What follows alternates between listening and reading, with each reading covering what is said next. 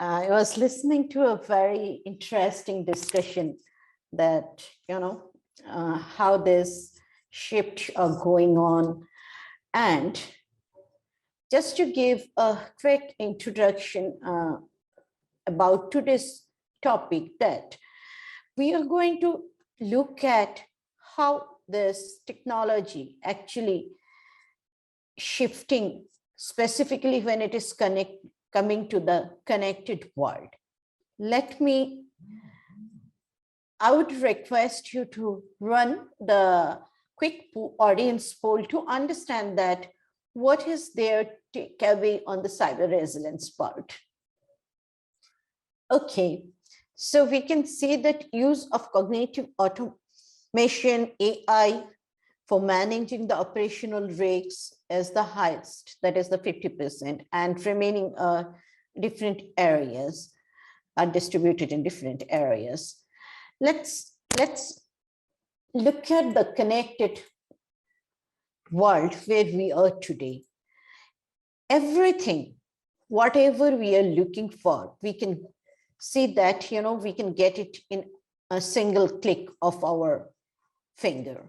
So it could be a smart banking or waste management, smart cities, smart governance, smart energy, smart agriculture, smart banking, smart vehicle. So anything, everything we are looking, with the ultimate customer experience. And what is happening as an outcome? We are actually generating huge number of data. Data explosion is not a new thing today.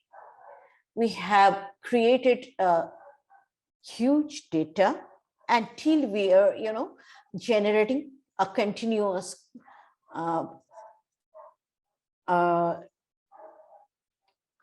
number of data is moving on, and currently today we are swimming in data. When coming to data, there are very interesting statistics issued by Ponemon Institute and IBM Cybersecurity Data Breach Report 2021. If we look at the average daily legitimate email volume is 25.78 billion. Average daily spam volume is 138.09 billion. That means whatever data we are actually generating, 84% is spam if we only consider the email data. Moreover, that the cost of data breach in 2021 hit 4.24 million USD. Interestingly, global average cost of cybercrime is expected to peak at $6 trillion by this year end. This particular statistic actually giving us a kind of view that, what is the cost of information or cost of data today? What is data? Data can be anything, right? Anything can be considered as a data, but any meaningful data which is having some integrity and capable to contribute back is a set of information. The challenge today is how to manage that information safely and securely. Well, coming to this, let's take a few steps back. This particular picture is related to 1930. 1930, a set of dogs introduced to perform certain set of work, to accomplish certain set of tasks, considering that fact that the dog is the best friend of human, highly intelligent and capable to perform the work as expected. So what happened during Second World War? They are extensively used to demolish the tank, specifically to place the, some of the to conduct some of the rescue activity, provide the first aid. But coincidentally, the behavior of the dogs start changing. So they are actually performing the rescue job or showing more interest to save the human life, irrespective of, from which side the soldiers are. Considering that, certainly they need to stop this service, and then they perform a study which showing that the dog majorly commissioned. So what happened? One is this: the set of dog commissioned to perform the set of tasks are working category dog, because they have a very capability to accomplish the tasks, and they are build-wise very strong. Secondly, it was observed that they are majorly trained by the hunter or circus trainer. So, though dogs are having a very high level of intelligence, but they fail to perform their tasks. These two are major issues related to a deployment of this dog squad, because instead of hunter or gun dog, they end up deploying the working category dog, who are not having that kind of mental strength to deal with the disaster of the war. Secondly, hunter and circus trainer are nowhere having the experience of warfield, which they can pass to the dog during the training phase. And that is the kind of, create a huge issue during the war, or the mindset of the dog changed during the actual battle. Because one area they have forget to consider that by nature, dogs are very kind animal. So after that, there are lots of change there, and we can see till date, dogs are used in different areas to support the human safety and security. But the major changes, they are now trained by the professional trainer, as well as the majority of dogs commissioned to perform different tasks, they are hunter or predominantly gun dog. So when it is coming to the information security or cyber security, we have a similar kind of challenge, right? When we are talking about the security, there are huge funding going on, continuous funding going on to build the resilience, to protect the business. We are talking about the spam, we are talking about the malware. We are till date, if we go back 18 years or 20 years back, we are talking about the strengthening the password to secure the system. And after 20 years, also we are talking about the same thing: awareness, password, basic hygiene of the security. Yes, today security evolved highly, but these basic hygienes are very much required to maintain the baseline of the security. So what is going wrong? Why we are still not able to evolve our mindset? So that is why today we are not, I'm not going to talk about, high-end security jargons or something related to artificial intelligence technology, which people are currently using, how the cloud is working, how IT security is going on. It's a long story every time we are talking about, but everything nailing down to a major problem is the data risks managed adequately? Is the organization have clarity about the risks associated with their data? And do you have a proper risk management practice in place which can actually going to contribute towards your cybersecurity? Now, what is risk management? As we all know that risk management is a state-of-art practice to capture and manage the risks dynamically around the digital business to build the defense in depth. The critical work is dynamic. The reason is traditional risk management is a phase-wise execution and it's a time bound, but in cyber world, we need to have a very dynamic movement.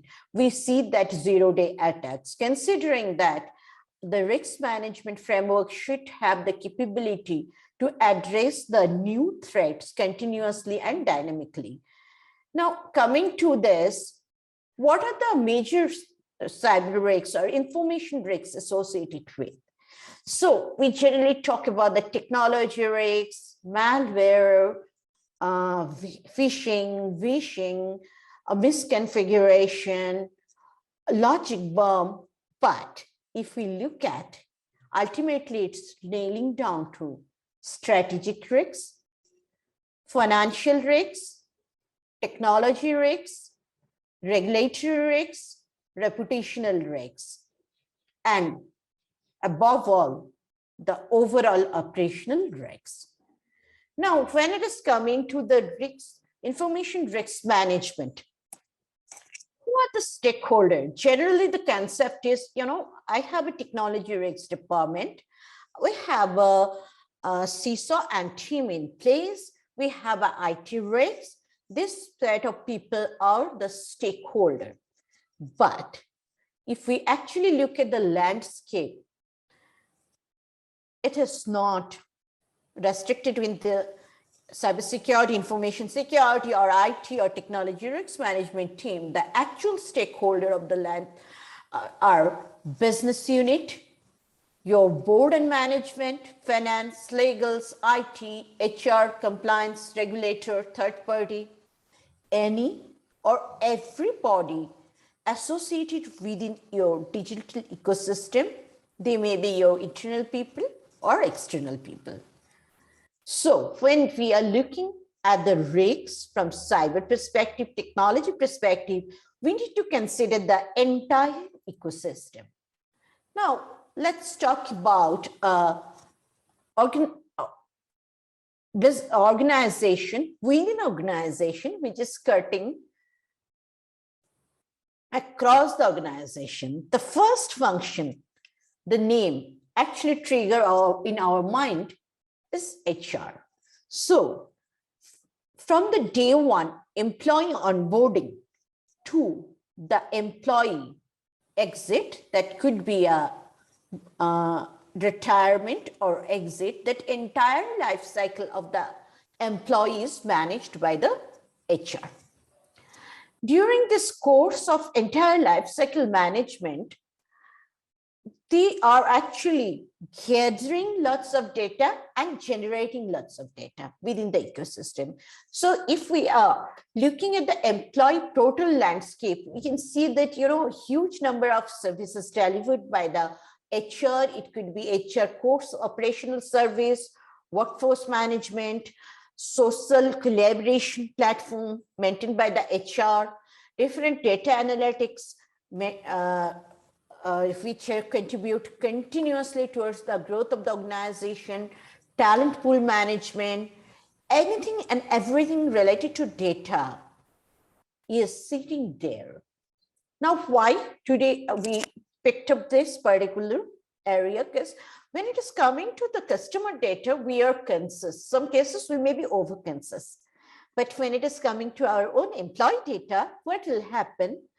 It always, take a backstage kind of thing. And we really don't bother that what data we are collecting. Randomly we start collecting data. So what will happen? Do we think about what kind of risks associated with? There are data which are very sensitive by nature, like your employee birthday, employee bank information, employee educational information. And there are so many other information which are very private in nature, like your employee insurance data, employee performance data, and some of this data is not only protected at a PI, they are also have a requirement of data localization. And there may be a question, or it's all about the data privacy, how security is associated with.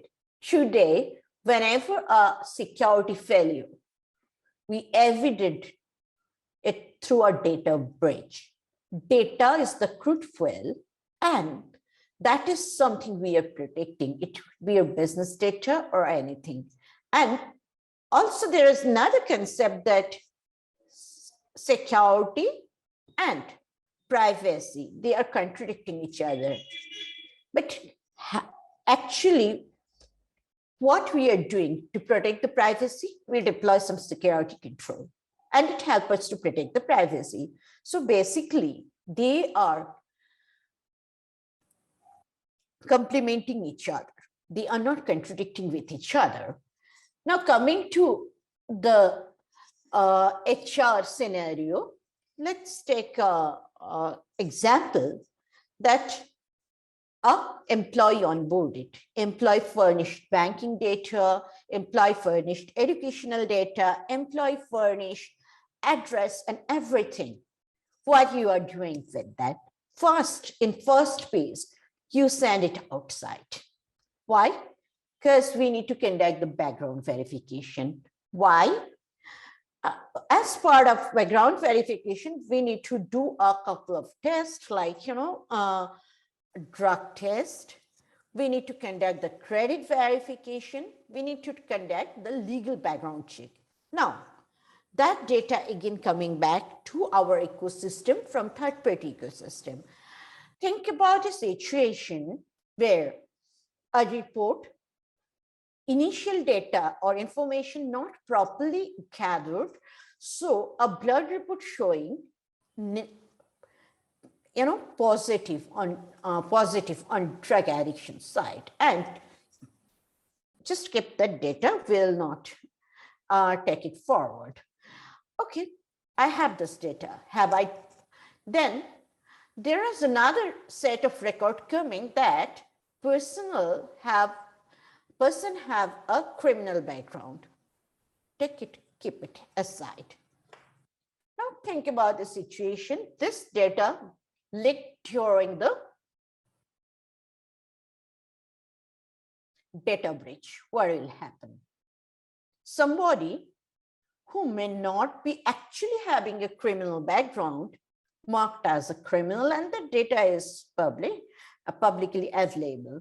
Somebody who is not actually drug addicted having that report of drug addiction, and data is publicly available now. The question is why this two data is, and what kind of impact this two data is going to create due to lack of proper risk management related to this set of data. First case or first scenario, we may forget to collect the information during the test. It could be urine or blood, that is that person is under certain medication. If under certain medication, what kind of medicine those are, because some of that may trigger some of the chemical composition may trigger some thing within the blood which can indicate that drug addiction. But if that data passes to the laboratory, they can normalize that by looking at that information. Second case, criminal background. A person got caught under drunk and drive on 31st night. Drunk and drive is a criminal offense. The background verification partner may raise the flag rate, but because proper data gap assessment or risk assessment is not conducted, we are not in position to basically, to look at the situation. Is that person, what kind of criminal background that person is having, and how really it is going to impact the HR. Because in this course, we are not actually losing a very good prospective candidate. Also, we are creating a set of hazard for that person.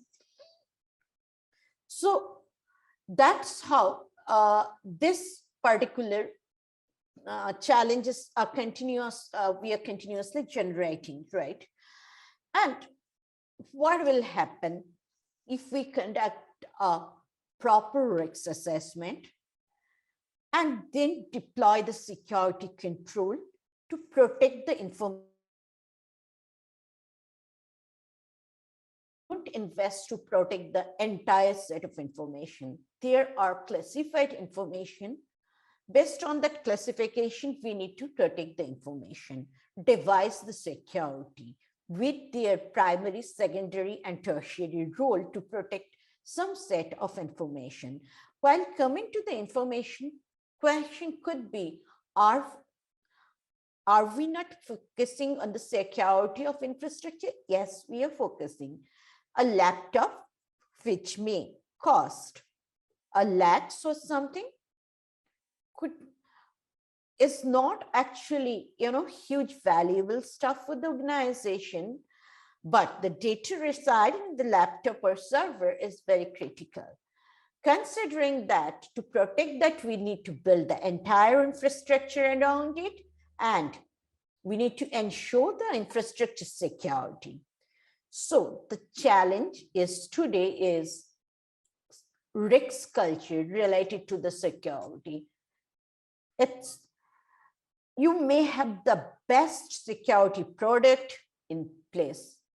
You may have the best security solution in the place unless you have a proper set of people and proper set of awareness and the risk culture within the organization. We are going to, go back to the same square and need to tell employee, don't share your password. That's the cultural issue or cultural shift we need to build, that, with a very limited resource, one can get a best of breed kind of security. But again, security is evolving with this connected digital world, and it is not possible for human being to, ensure the end-to-end security, because the digital world is too fast than human brain. So what will happen? AI/ML come into place to replace some of the capability where human brain can lead to a huge error, because it's a repetitive work. It's a fatigue work. So our brain may get fatigued and start giving the error. So those cases, AI/ML is a good option, but every technology is having an inherent risk, and AI/ML is also having an inherent risk. So let's see what kind of risks AI/ML is having. What AI/ML is doing actually, this entire solution is based or developed based on the algorithm, which identifies certain pattern of data and codify them in predictions, rule, or decision. It's basically, provide us decision-making capacity or enhance the decision-making system of the organization and enable them to take a proper business decision. But what will happen if those pattern reflect some existing bias. The algorithm are likely to amplify the bias continuously, repetitively, and produce the outcome which is going to reinforce the existing pattern of discrimination. And it will be so fast replication of that pattern, it's really going to be a big challenge, because how AI is actually, AI or machine learning is actually learning during the learning phase. It is a learning phase, then, it will move to a commission phase where it starts performing some tasks, and it will maintain a training continuously. So what will happen while we provide this training to the machine learning? It may learn some bias if the data set given is not a quality data, and it's going to replicate that, amplify that, and you will continue with the discrimination, thinking that you have a good decision-making system in place. Then another thing is that we always overestimate the capability of artificial intelligence. We need to remember that artificial intelligence is not as intelligent as human brain. AI always rely upon the training of data and does not understand anything rather than tasks. The tasks assigned, the rule configure inside, they perform the tasks accordingly.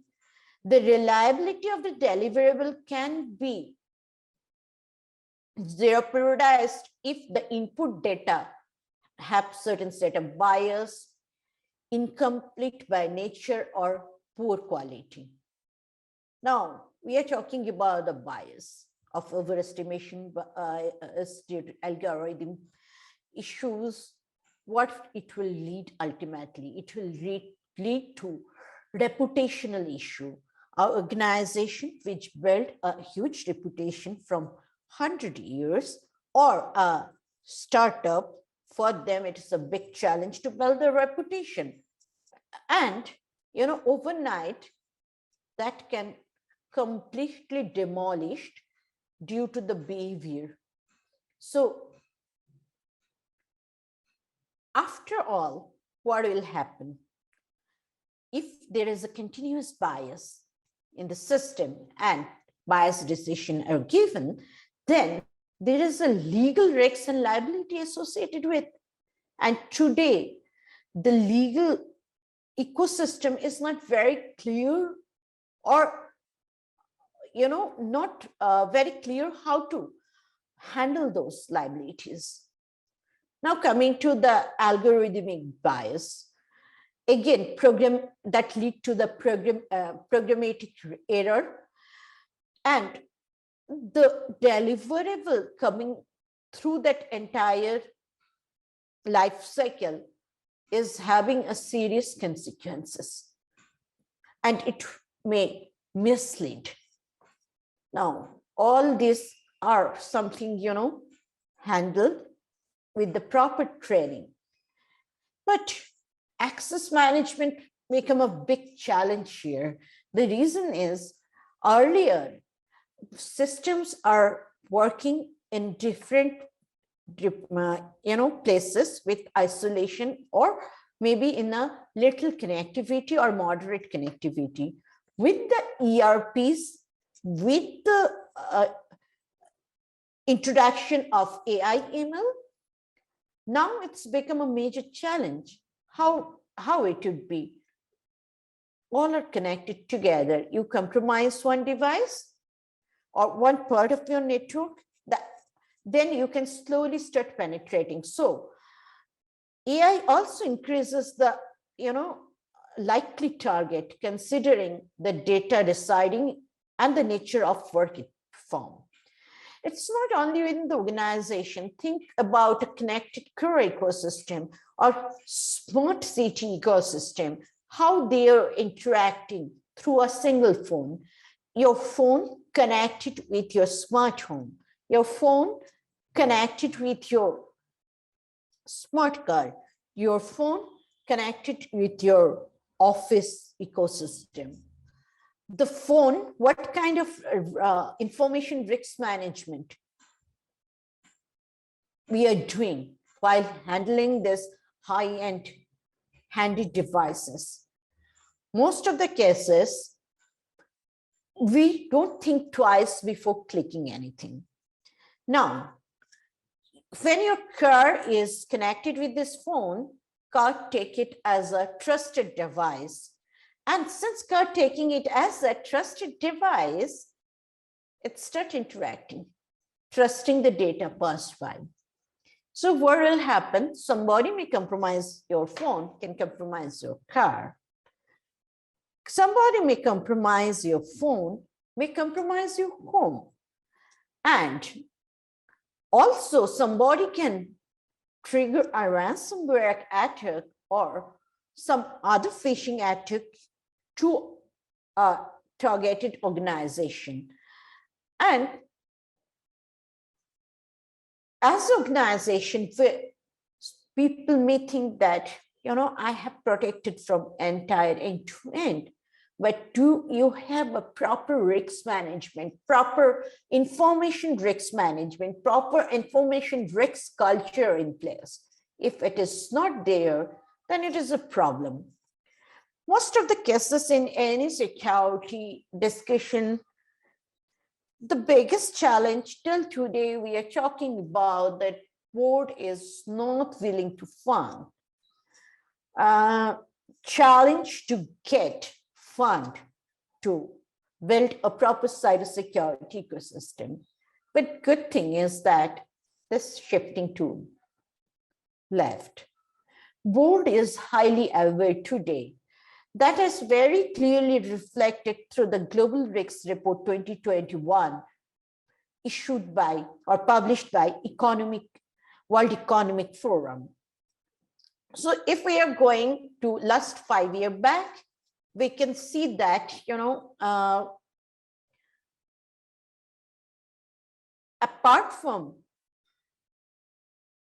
some of the hazard, natural disaster, food crisis, which are every year reflecting in the top 10 list, we can see that cyber security, data breach, IT infrastructure failure, emerging under the category of top 10 risks. Specifically, if I say top 5 risks consecutively from last 7 years, which is a very remarkable change. Who are the consumer of the report? Your finance department, your board of directors are the major consumer of this risks report, specifically when it is coming to the financial risks. Now, if we look at the technology risks section specifically, apart from this top 10 risks category, we can see very interesting risks are emerging. Apart from cybersecurity failure and technology failure, that is IT infrastructure breakdown, which is part of top 5 risks, we can see some of the risks like technology governance, digital inequality, adverse tech adverse, and that actually given us a kind of understanding that now things are shifting.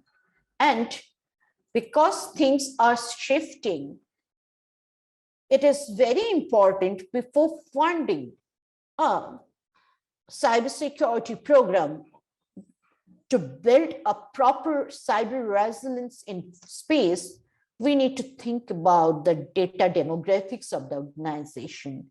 What kind of regulatory repercussion they have, what kind of regulatory liability they have to protect that data. What kind of possible attack is existing? What kind of threat actor or threat vector around it? Because today data is the crude fuel, which is actually emerging as a biggest challenge.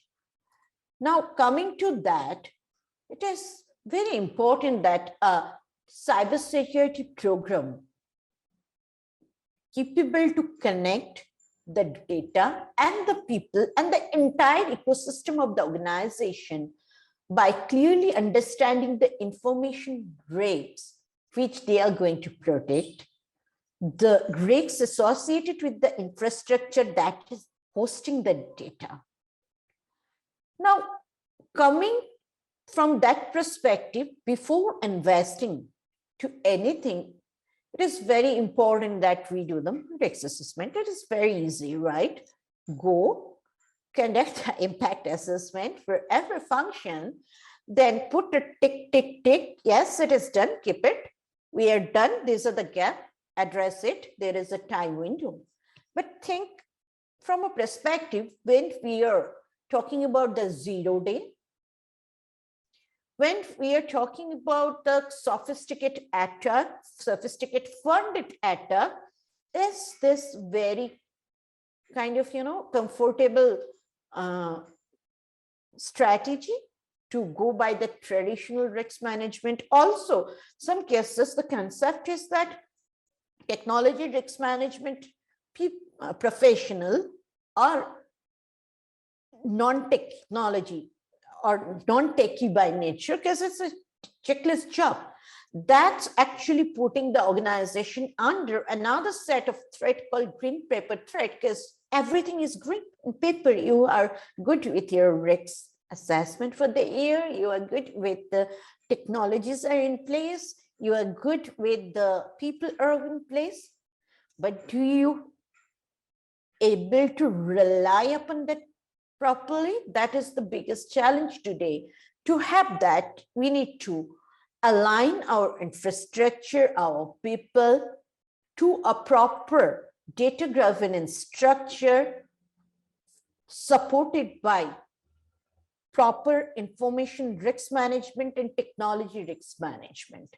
And you need a very specialized set of people for that, highly skilled technology specialist.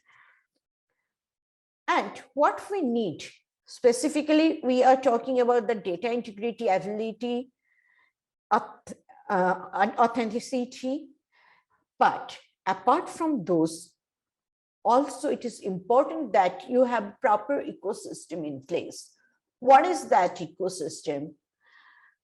It's a governance ecosystem that should have a design, build, and operation capability to operate the entire protection or provide the culture of risk management to protect the entire organization and its ecosystem. So by design, that must have mission and vision, clearly articulated scope and goal, strategy, which needs to be supported by proper budget and the funding. Now, when it is coming to the build set, because next step is operation, that is, you need to execute that.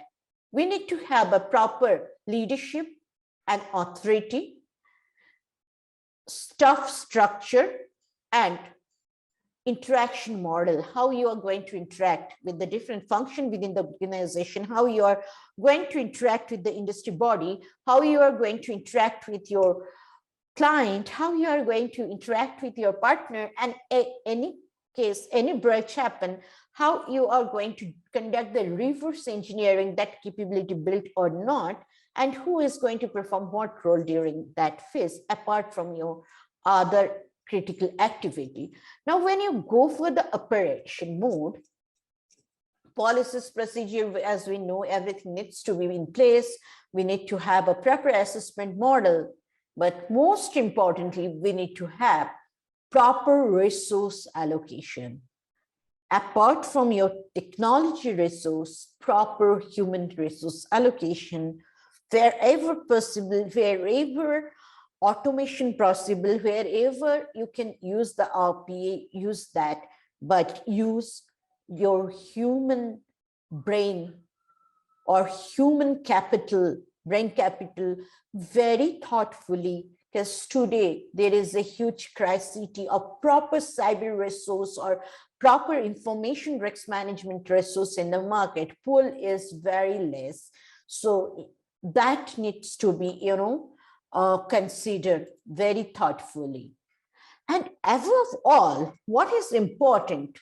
Who is owning this data? Who is owning this entire information that you are predicting? There is a misconception lots of time that, hey, data is the responsibility of IT because it's sitting inside the system. Security, it's a problem of CISO and his or her team. Technology risk management, it's a Chief Risk Officer problem, or Chief Technology Risk Officer problem, or it's a headache of their team. But the challenge is that this is not the problem with their team. This is something problem with the data owner.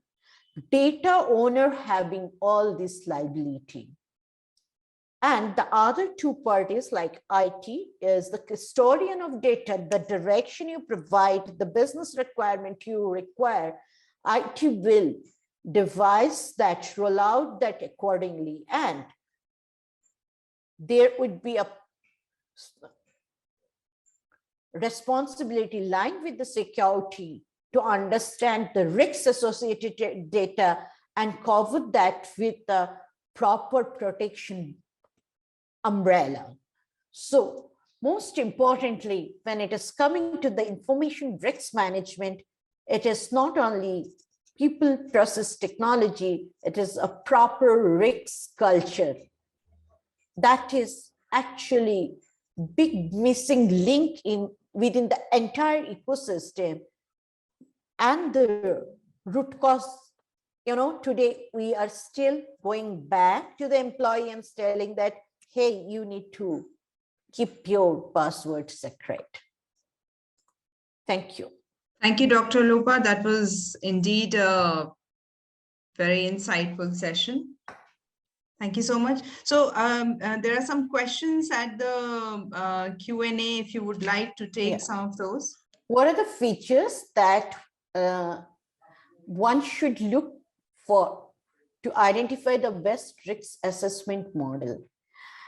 So when it is coming to the risk assessment model, you can look for, any kind of model which is suitable for your organization, suitable for your industry. But generally, I'm not promoting, but generally the basic model used is ISO 31000, which need to be customized with your organizational needs. And when it is coming to the governance part of the risk assessment, you can also adopt some of the component of COSO.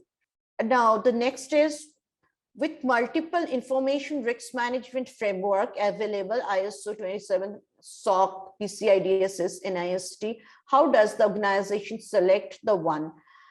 Okay, the